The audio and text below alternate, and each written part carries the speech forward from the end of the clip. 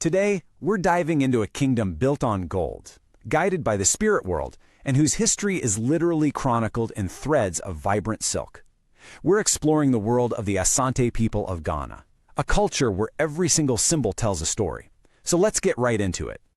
You see, the Asante identity is like this living, breathing tapestry. Gold isn't just a metal, it's the foundation of an entire empire. Ancestors aren't just memories, they're active guides in daily life.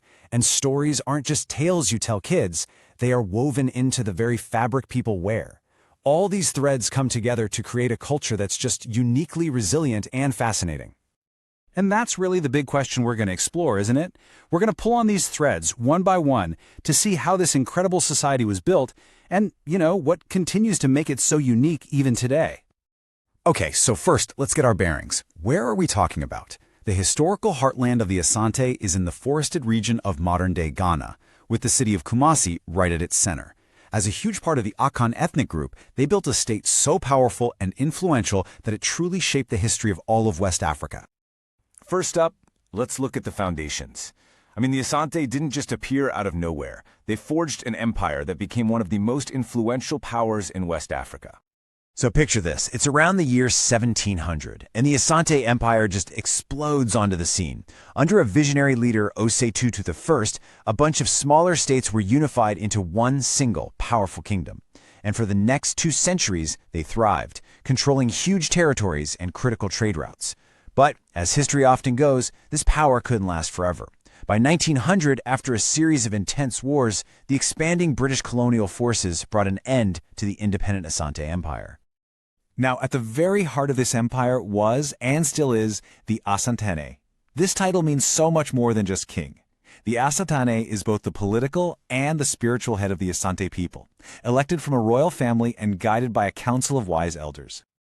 So, what was the secret to their power?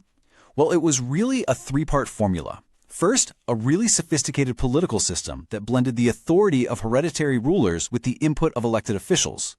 Second, a formidable and super efficient military. And third, this was the economic engine, their strategic control over the incredibly lucrative trade in gold, salt, and beautiful cloth. That combination right there made them a regional superpower. But an empire is more than just its rulers and its armies. Let's shift our focus and see what holds the society together on a daily basis. What are the core values that guide the life of an Asante person? This slide really gets to the very heart of Asante life. The central value is communalism, the idea that the community's well-being is absolutely paramount, and that's supported by a deep respect for elders and ancestors, a powerful sense of hospitality and generosity, and a real expectation of honesty in all your dealings. These aren't just ideals, they are the social glue. The bedrock of this communal life is kinship. For the Asante, family extends way beyond the nuclear unit. It's a vast ancestral line, creating this huge network of clans with mutual obligations and support. It all comes down to a fundamental principle you might have heard of: I am because we are. And this is a brilliant illustration of how those values work in practice. When there's a conflict, the goal isn't to punish one person. Nope, it's to restore harmony to the whole group. Elders act as mediators, not judges. They guide the parties toward a compromise that everyone can live with, making sure the community stays whole and strong. Now, we absolutely can't understand the Asante without exploring their spiritual world. For them, the physical and the spiritual are not separate realms at all. They are constantly interacting with each other. The most vital spiritual practice here is ancestor veneration. For the Asante, death is not an end. The spirits of the deceased continue to be a part of the family, watching over them and offering guidance. So a good life really depends on maintaining a strong, respectful connection to one's ancestors. Beyond the ancestors, there's a rich pantheon of deities.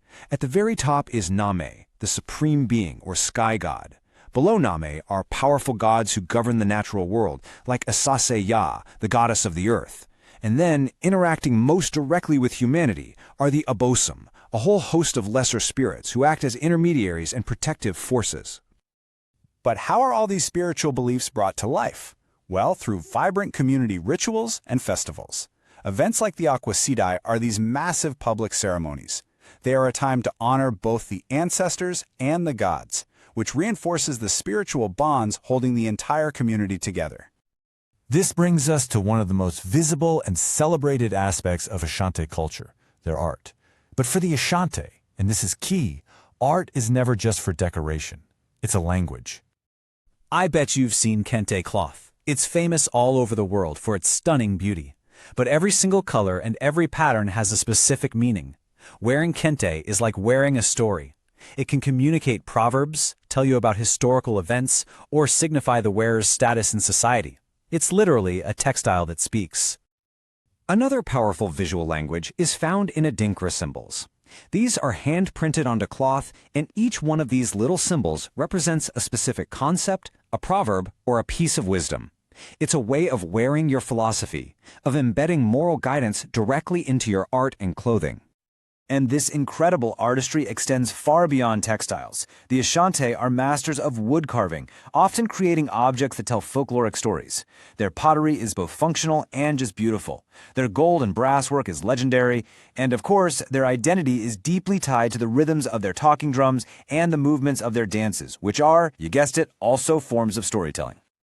So as you can see from their art, their rituals, and their social structures, everything is connected. This is the main takeaway here. In the Asante worldview, you can't separate art from religion or society from history. They're all threads of the same cloth, all woven together to create a single, strong, beautiful, and enduring cultural identity. And this really leaves us with a final thought to mull over. In our modern world, which so often feels fragmented and disconnected, what can we learn from a culture that so beautifully integrates its values into every single aspect of life? How can that ancient wisdom, expressed through community and art, offer us some guidance today?